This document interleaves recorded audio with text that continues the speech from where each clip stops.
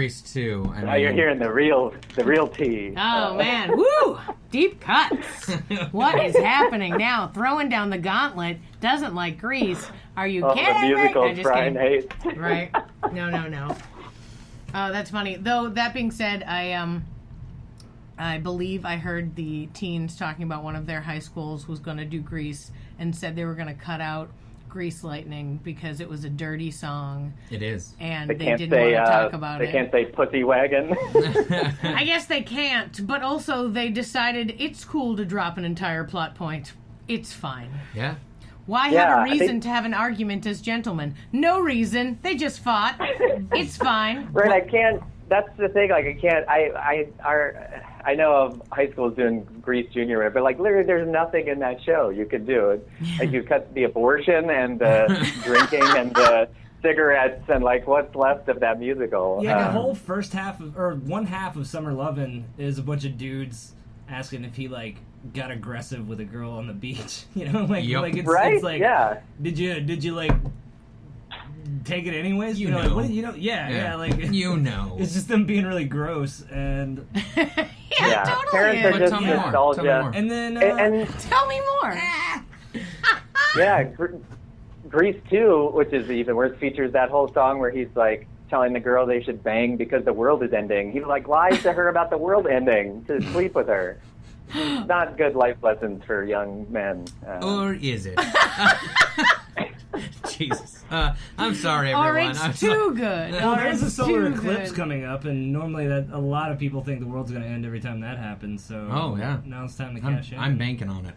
You might as well find out who believes that and cross them off your Tinder list. Yeah, you gotta like think about like oh my, the point of no return as well. Wouldn't that be great on a dating site if there were like just 3 main questions you had to answer first before you could see the profile? Like it was like, do you think the Earth is flat? Yes or no? No. Lizard people, true? Not true. Well, if you think the eclipse is bringing the apocalypse, there's probably a lot more. Oh yeah, It's probably it's like your whole life probably isn't like super structured around that one opinion, you know. No, yeah, it's a gateway question, is all. It's a gateway question. Yeah, and that's why it's a gateway to your profile. Profile, yeah exactly. You knock out the losers right away. Get them out of there. Or you knock out the people you disagree with. Say you think the Earth is flat and you're looking for another flatty to hang out with. Hold on, do they call themselves flatties? I think they call themselves flatmen. We're flatmans. Flatman. That sounds like that's a Fox TV show. Flatman? The Flatmans. This Sunday, the Flatmans. Sorry.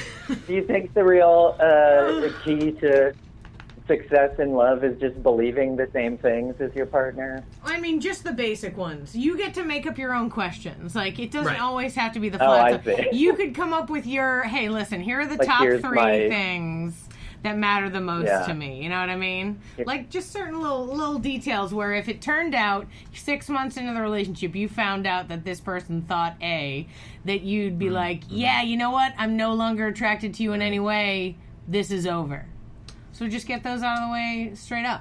I probably shouldn't give any advice. The deal breakers. Yeah, deal breakers. Exactly. Yeah. It's a troll, and he won't let you cross the bridge until you answer these questions 3. Write down date troll. Someone tried to. I thought that was the beginning of your question. Like, here's what I need to know. I remember going on a blind date one time, and right when the appetizers came out. Sorry. It's a blind date. It's like the worst form of dating.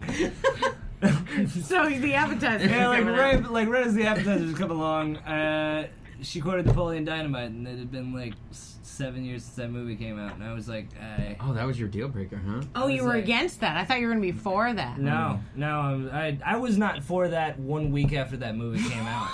If someone drops a Ghostbuster reference, I'm in. Wow, that's hard no on Napoleon Dynamite. Wow, definitely not. That got referenced to Hill and back when it came out. Like, at least for my age group at the time, it was just, I went to middle school and we're all just doing Napoleon Dynamite impressions. I mean, it is tough, though, because I feel like as professional comedians, we know about comedy, but for most people, I think, comedy just means referencing things they saw that were funny. Absolutely. Right. Yeah. Oh yeah, repeating is pretty much just what they do. Yeah, I still do it every now. I mean, I repeat like in a That's what the hoi conversation. polloi does. Yeah. The hoi polloi. I love that word. That's how me and my older brothers like crack each other up. Is we'll just be like, "Hey," and then we'll just quote Dumb and Dumber from start to finish. We'll just swap lines From start to finish. From start to they go the entire 124 finish. minutes. Stage directions and the worst part is, I think, I would like as to like see an that. improviser, like I've never thought of myself as a particularly funny person, and I say that, and people are like, "Oh, Brian, you're so funny!" Like I'm trying to get compliments, which, by the way, I am trying to get compliments. But if you, I think among people, like especially at work or whatever, my day job, like people hear I do comedy, and they like have this look of disappointment, like you do comedy, because like I'm not an office funny person, and like when I'm around people who are like reference funny people, like I lose all the time. Like I'm never, like I can't keep up, or I don't know what they're reference. Like I'm so bad in those environments.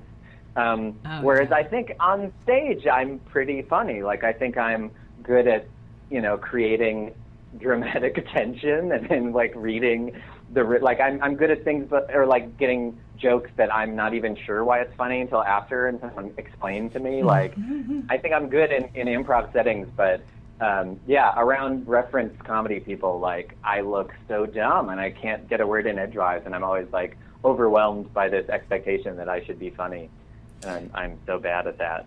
Yeah, I mean, it's a weird feeling, right? Like the people make you feel not funny by repeating something someone else made that's funny. Yeah, it's like everyone wants homework with their comedy. Yeah, I think sometimes it's like pop culture references versus like actual humor. You know what I mean? Like they're not doing any work, right? No, they're just legitimately. They're showing you a picture, or they're like reading the internet to you. Like it's just what's happening in that moment to them.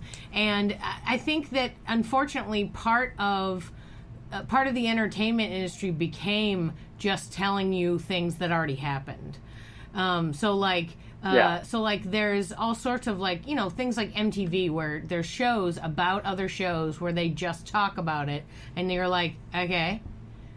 Wonderful. What does that have to do with? Why do I care about this thing? It'll just be like three random kinds of human being on a couch.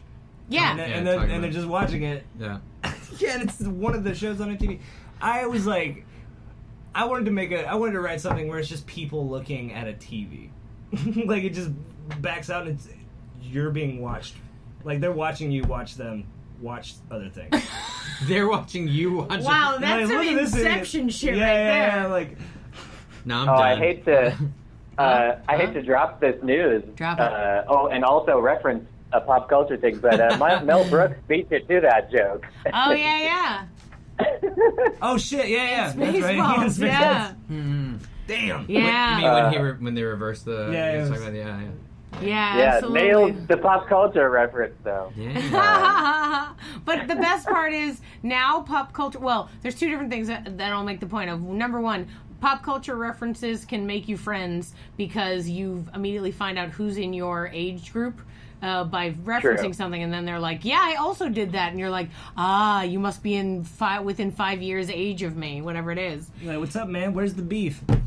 And then, yeah, exactly, and then they get it. No one here was on board. Yeah. No, I remember. Welcome to 29 years of Wendell. There was legitimately a part of my life where I told my parents I wanted to be the "Where's the Beef" lady, and maybe that's what I am meant to be, but I'm just not ready yet. I'm too young. You just want to grow into a woman who is just dissatisfied with the. I don't want to be her. Patties. I want to be a person who's an actress in a commercial that says "Where's the beef?" and everyone laughs and repeats across the it. country for your catchphrase. Yeah, and even though I'm like a weird-looking 70-year-old woman, that's what I want to have happen. I feel like I missed out on a bunch of those references because I only came to the States in the summer, and so I would only see the weird summer. Oh yeah, your weird Army references. Yeah. That's how you find your other Army brat people. Yeah, it's 100%. Like you'll say something, and then somebody will be like, "I remember that," and you're like, you lived in Germany between 1984, and it's like right. But I didn't get the Where's and the then your Beef. friends. That wasn't my thing. I didn't get a Where's the Beef because we didn't have those ads. You don't know? Did they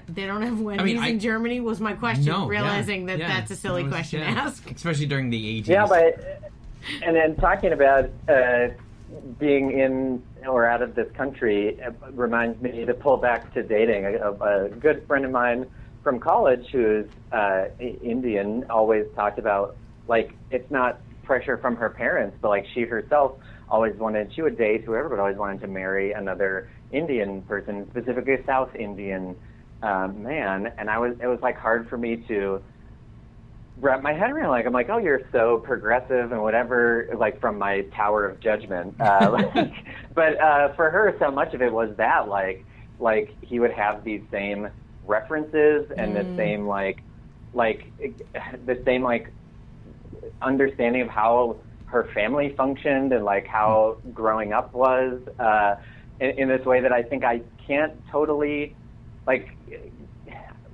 can't totally understand because I'm not like a child of an immigrant and all this stuff.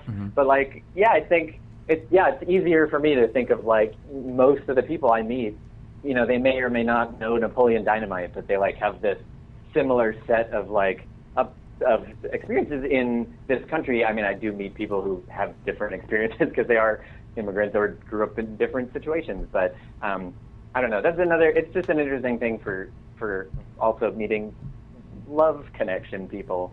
Of like, do you want someone that similar or not? Or like, what's your realm of your Venn diagram? How big can it get? In fact, to that end, Wendell and I were talking about the idea of rules, obeying them or not obeying them, and the idea, I think, from that standpoint of your friend, where they're like, I really want to obey this rule. Like, this thing matters to me. It's a thing that I really think would be important. It's like a creates my life, like makes order where there is none, that kind of idea, versus the idea of people who like go out of their way to date people that are different from them just to like either make a statement or just to be like, surely people are different and I should start with their outside appearance as a like, let me try out this smorgasbord of different people. And you're like, Yeah. I don't want you to ever refer to it like that again. It's as good smorgasbord of people? Yeah, let me try this smorgasbord of people. Well, if you want to date a bunch of different people, and instead of just dating people as they happen near you, but instead you're like, I've crossed off the list a tall black man. The next one I will go to is, like, that's... I just went to I've known people that did that. buffet. That was all. That's the mental image Right, I that had. sounds like you're eating people. Right, exactly, yeah. Buffet. I think it's because I think the first time I heard that word was like in of dates. what was the Charlotte's Web? I think was the first time I ever heard that word. And so that's Smorgasbord. Yeah, talking about like the reference food. to the rat, pigs, So that's forever burned in my mind. That if there's a smorgasbord, someone will die. No, well, it's food. Spoiler alert, everyone. Charlotte's Web. I never made it to the end. Well, that's your problem. God damn. That's one of those. What the fuck? I'm kidding. And Wendell believed me. I was gonna say, like, we gotta hang up, and I gotta hug Patrick for a moment. Oh my god! Imagine we like take this moment. Patrick cries a little. Like Brian's real awkward on the phone. Do we have music for that? Can we just play some music for that real quick? Patrick's just gonna cry a little now that he found out. Cannot register what has happened. He won the blue ribbon, right? Wendell believed me. That he didn't know what happened at the end of Charlotte's Web, so when I spoiled it, he got very upset. Got heartbroken. I can sell it with the face. It was funny because it's not true. And now for Amy Explains the Joke. It's a segment. I appreciate it. I pitched that as a sketch before, so as a Patrick or Amy explain the joke. Always. Because sometimes we do that. We have to explain that to each other because we're not millennials. Well, there's that for sure. That's another thing. Well, outside of Charlotte's Web, I don't know I really just know Amy, I guess. But so you are happily married, or at least married. I don't know too much about your personal life, but are you? Do you feel like you and your husband are like have pretty similar backgrounds, and that works for you, or have a lot of